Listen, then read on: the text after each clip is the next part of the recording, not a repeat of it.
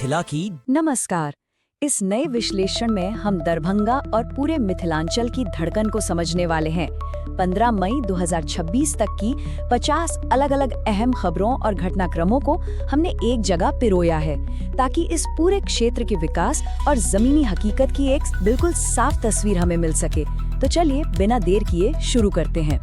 चीजों को आसानी से समझने के लिए हमने इस जानकारी को 4 हिस्सों में बांटा है। पहला है विकास और बुनियादी ढांचा, फिर हम बात करेंगे हमारी संस्कृति और गौरव की, तीसरे नंबर पे है शिक्षा और रोजगार, और आखिर में नजर डालेंगे स्थानीय चुनौतियों और अपराध पर। तो आइए सबसे पहले बात करते हैं विकास और बुनियादी ढांचे की। 145। अब ये कोई आम नंबर नहीं है। दरअसल ये CISF यानी CISF के उन जवानों की संख्या है जिन्हें एक बड़े समारोह के बाद दरभंगा एयरपोर्ट की सुरक्षा के लिए तैनात किया गया है। मतलब अब इस एयरपोर्ट की सुरक्षा व्यवस्था पहले से कहीं ज्यादा सख्त और चुस्त हो गई है। और बात सिर्फ सुरक्षा तक ही नहीं रुकती। बिहार के उप मुख्यमंत्री ने अभी हाल ही में वादा किया है कि दरभंगा से इंटरनेशनल फ्लाइट्स भी जल्द ही शुरू होंगी। इसके अलावा उन्होंने एम्स दरभंगा के निर्माण कार्य का जायजा भी लिया।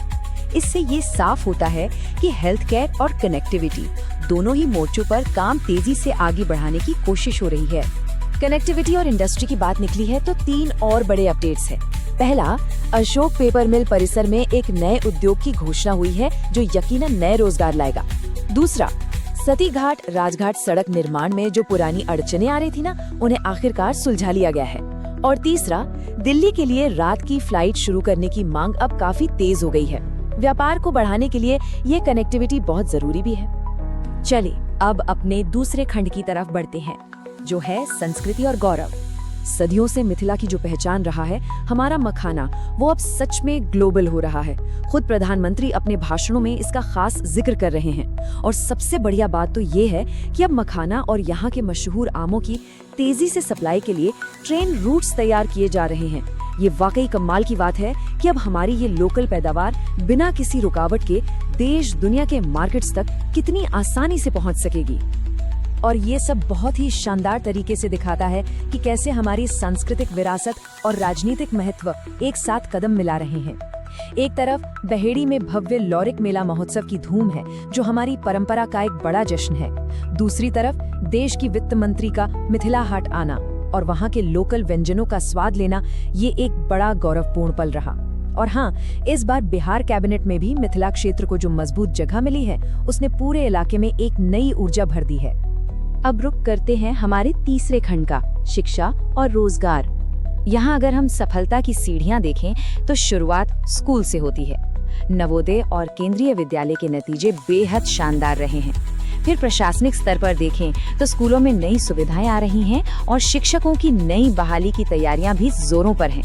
और इस पूरी कड़ी का सबसे बड़ा शिखर वो है सोनाली झा, जिन्होंने UPSC 2026 में टॉप करके मिथिला का नाम पूरे देश में रोशन कर दिया है। लेकिन अगर हम रोजगार और युवाओं की राजनीति की ग्राउंड रियलिटी देखें तो एक मिली-जुली तस्वीर सामने आती है। एक तरफ ललित कर्पूरी स्टेडियम में जॉब फेयर और क्रेडिट आउटरीच प्रोग्राम के जरिए रोजगार के नए मौके दिए जा रहे हैं। DPS स्कूल कैबिनेट चुनाव जैसी अच्छी गतिविधियां हो रही हैं।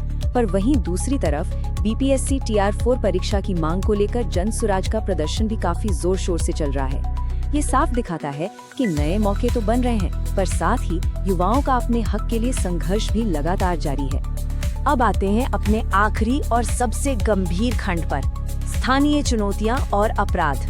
यहाँ हमें एक बहुत बड़ा विरोधाभास देखने को मिलता है। एक तरफ हम इंटरनेशनल पहचान बना रहे हैं, लेकिन दूसरी तरफ नगर निगम की लापरवाही से शहर में कचरे के पहाड़ खड़े हो गए हैं, जो हेल्थ के लिए एक बड़ा खतरा है। बारिश से पहले ही कुशेश्वर स्थान में पानी भर जाने से गांव वालों में भारी गुस्सा है। और दरभंगा मुजफ्फरपुर हाईवे पर डंपर से हुए एक्सीडेंट जैसी घटनाएं बार बार ये याद दिलाती हैं कि बुनियादी नागरिक सुरक्षा के मामले में हमें अभी बहुत लंबा सफर तय करना है। आर्थिक मोर्चे पर देखें तो वेतन न मिलने से नियोजित शिक्षक आंदोलन कर रहे हैं। टोल टैक्स में राहत की मांग उठ रही है। हाँ, महिला किसानों का तकनीक अपनाना एक अच्छी खबर जरूर है, लेकिन समाज से कुछ बेहद हैरान करने वाले मामले भी सामने आए हैं। हैरानी की बात है कि एक शादी में दूल्हा ही बदल जाने का एक अजीबोगरीब मामला सामने आया। और तो और एक मां पर अपनी ही बेटी को बेचने का बेहद गंभीर आरोप लगा है।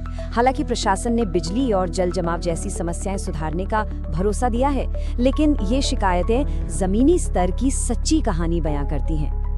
अब एक नजर इस चौंकाने वाले आंकड़े पर डालते हैं, 25। ये 25 लीटर अवैध शराब की मात्रा है जो प्रशासन ने हाल ही में एक गिरफ्तार तस्कर से बरामद की है।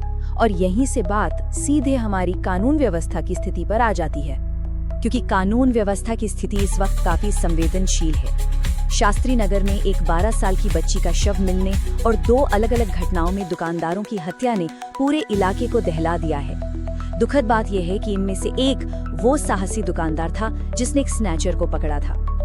इन हत्याओं के बाद इलाके में भारी प्रदर्शन हुए हैं। इसके जवाब में प्रशासन अब सड़क सुरक्षा और हेलमेट चेकिंग अभियान चला रहा है और पत्रकारों की सुरक्षा सुनिश्चित करने के लिए भी कुछ अहम बैठकें की गई हैं। तो हम इस विश्लेषण के बिल्कुल आखिर में आ गए हैं। इंटरनेशनल फ्लाइट्स और विकास के बड़े दावों से लेकर सड़कों पर भरे पानी, युवाओं के संघर्ष और कानून व्यवस्था की गंभीर चुनौतियों तक हमने हर पहलू को करीब से देखा। तो अब सबसे बड़ा सवाल यही है कि क्या प्रशासन के ये नए वादे और कार्रवाइयां इन गंभीर चुनौतियों की हकीकत को पूरी तरह बदल पाएंगी? क्या विकास का असली फायदा आम इंसान के दरवाजे तक सुरक्षित रूप से पहुंचेगा? ये एक ऐसा सवाल है जिस पर गंभीरता से विचार करने की जरूरत है। आज के इस विश्लेषण में साथ जुड़ने के लिए बहुत बहुत धन्यवाद।